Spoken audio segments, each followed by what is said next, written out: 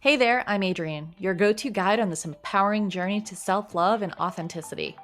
I've transformed my own struggles into strengths, and now I help others navigate their path to their inner knowing and create personal fulfillment.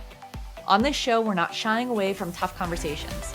We're diving headfirst into topics like self worth, overcoming limiting beliefs, challenging societal norms, and creating a life that's not just successful, but truly fulfilling.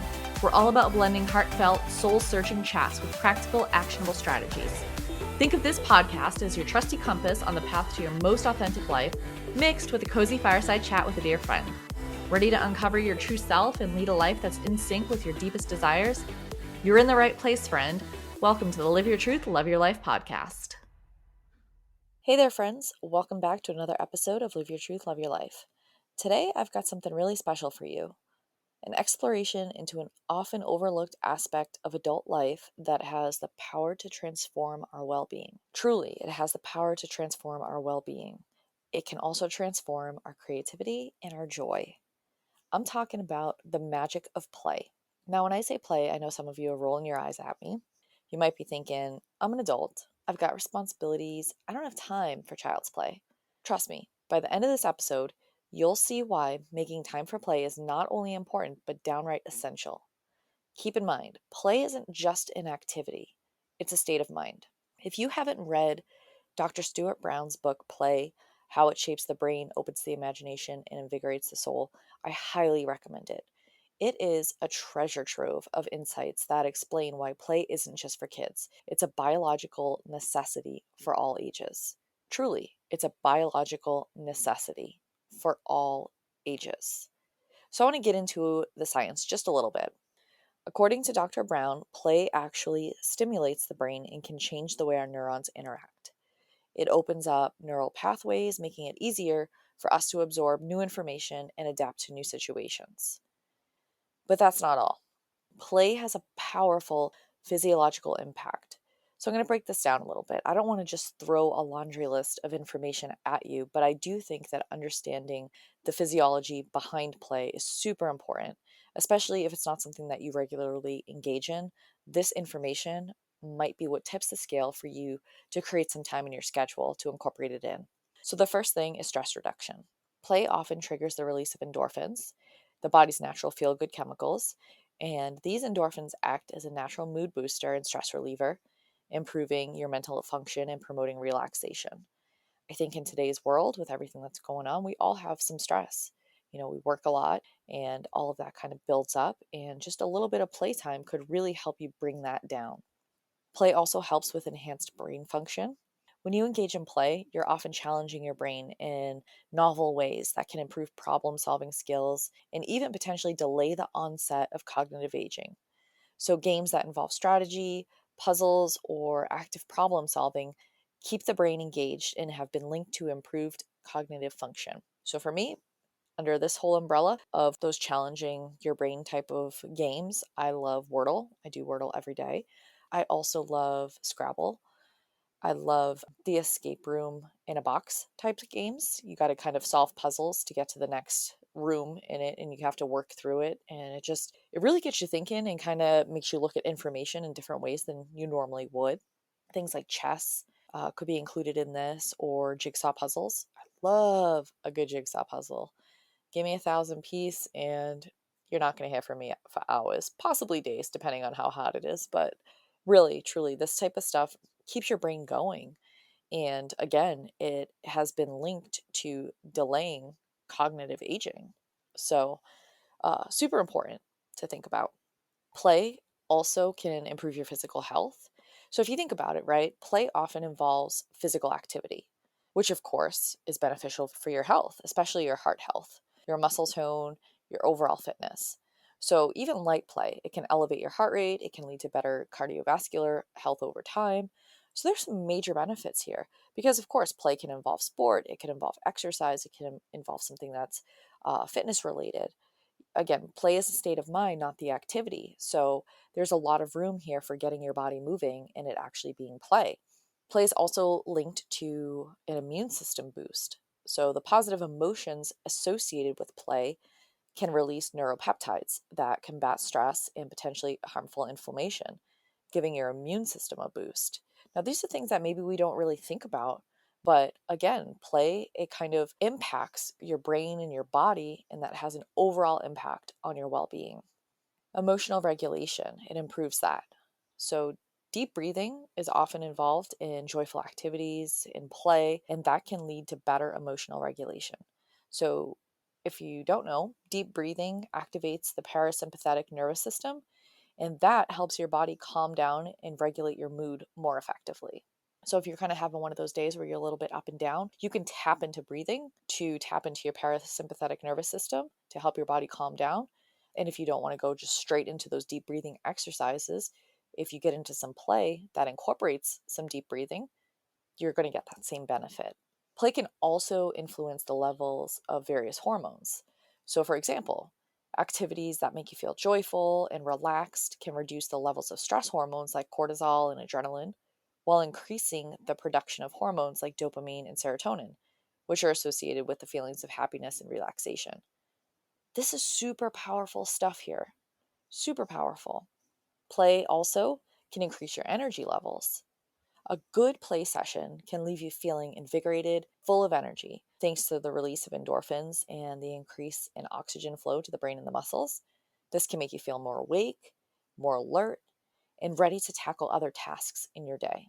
I don't know about you, but I can use a boost. Most days, you kind of hit that wall. You're looking for something to kind of turn it around. So oftentimes we go to things like caffeine, or, maybe we do something that's a little bit better for us, like you get outside, take a walk, stuff like that. But play really can invigorate you with new energy. The last thing I want to touch on as far as the physiological benefits are your sleep quality. So physical play, especially when it's done outside, and it involves exposure to natural daylight, that can help regulate your natural circadian rhythms, potentially leading to better sleep quality. These physiological benefits, they combine to create an overall sense of well-being, enhancing both mental and physical health. So the next time you think you're too busy or too old for a little playtime, remember that play is not a luxury. It's a necessity for well-balanced, healthy living. So I want to tap into the psychological benefits as well. Again, I don't want to just like throw too much information at you, but I want you to kind of understand some of the science behind it. So maybe again, if you're kind of on the fence, like I don't have time for that, I've got a lot going on, taking time out to, do a jigsaw puzzle, that's ridiculous, or whatever it might be. But there are really, truly a lot of benefits across the board to making time for these types of activities. So for the psychological benefits, it includes your emotional well being, your cognitive function, and your social interaction. So, as far as your emotional well being, your mood enhancement. So, you engage in playful activities, and that can instantly elevate mood due to the release of the endorphins, which again are natural mood lifters. And we touched on the stress relief. It plays a huge piece in giving you a mental break, and it serves as a natural form of stress release. It can actually help you return to your daily responsibilities with greater focus and a refreshed mind. Also, I think something that a lot of us are kind of working with is anxiety, right? You're kind of in that future worry. You got a lot going on, you got responsibilities, you got stresses, you're trying to figure it all out, and that can bring up some anxiety. Play, particularly when it involves physical movement, can act as an effective anxiety reducer. So it can help you face challenges more calmly. As far as the cognitive benefits, enhanced creativity is a huge one. Play stimulates your imagination and your innovative thinking, qualities that are beneficial in both personal endeavors and professional settings. So you take a play break, right? And you get into some type of activity that's going to require some imagination and maybe force you to think a little bit differently, a little outside of the box. Like I said, maybe some of those escape games, like the strategy games there, and get your brain working a little bit differently. You take that break and then you return to your work. That stimulation actually will help you with your creativity when you get back to your work activities. So that's pretty important. That's, pretty effective, something we can all benefit from. Improved problem solving. Through the practice of play, we can develop a more flexible approach to problem solving by exploring various ways to tackle challenges. So if you think about it, if you're in a play setting and there's no consequence, right? If you get it wrong, you can try different things, you can work through things in a little bit of a different way. You can simulate different outcomes. Really, it could help you get your brain thinking in ways that will open up more ideas and a more flexible approach to problem solving when those challenges come up in different settings outside of the play session. Increased focus, so the mental engagement required during play, it can actually improve your long-term concentration and attention span. Who doesn't want that, right? Like we all feel like we're a little all over the place. You're switching between tasks, you've got some context switching going on. Our brains can be a little all over the place all day, when we're in work or even really when we're in our personal lives. But taking a break for play, that mental engagement required, it improves your concentration and your attention span. As far as your social and interpersonal skills, play also helps with that. First and foremost, improved relationships. Whether it's a game night with friends or playing a sport, social interaction during play can strengthen relationships and foster a sense of community. So, I personally am a huge board gamer. I love them. And I often have game nights with friends. My mom, she's always up for a good game night, right? Bring out Yahtzee and, it's a party, honestly. It's like the best thing ever. But it brings you together for a really fun, carefree time and everybody gets involved, everybody's participating. There's inevitably going to be a ton of laughs. Or, similarly with a sport, right? You get out there and you're competing, you're working cooperatively, you're just out on the field sharing that experience together. And it brings you together. Some friendships can be based around teams that you're on or people that you socialize with in those ways. As far as communication skills, many forms of play, like team sports or board games, they require you to communicate and cooperate, skills that are beneficial in everyday interactions. So you sit down for these games, for these sports, you're out there playing. The skills that are required of you during that play are going to enhance your everyday interactions. Something to think about there, right? What you think about as play really can carry into other areas of your life outside of those actual activities. Then there's empathy. So role playing games and different group activities, they can help in understanding different perspectives. That increases your empathy and your social awareness. Now, I'm all about personal development, right? Enhancing your potential, digging deep, seeing what you're capable of. Play is crucial for self development. As far as your self esteem, when you accomplish goals, even in a play setting, it can offer boosts of self esteem and a sense of achievement. As far as self exploration, play allows adults to explore different aspects of their personalities and abilities in a low stakes environment, and that contributes to greater self awareness. So you can, try out some different things in a safe environment. You don't have to really worry about the consequence, right? Like you're just kind of sorting things out. You're trying it on. You're seeing how you feel about it, how it feels. And in that low stakes environment, that kind of helps you figure out, what your interests are, what you like, what you don't like, how you interact with people, your different ways of approaching different problems, the way that you engage with other people in these types of settings, all of this stuff, it contributes to self awareness, right? And so then you got resilience. So I talk about resilience a lot, and really it's about adaptability. So through playful engagement, adults can develop a more resilient mindset. You can learn how to recover from setbacks more quickly in the context of a game or like a playful challenge. You might go into something like a game with a strategy thinking what the outcome is going to be. But, then the person that you're playing that game with really sends your plan out the window. So you got to think on your feet. You got to adapt. You got to overcome whatever their move was, whatever they did to kind of throw you off a little bit, right? And that type of skill translates into real life. So, by integrating play into our routine, even as adults, we stand to gain substantially in areas crucial for mental well being, social effectiveness, and overall life satisfaction.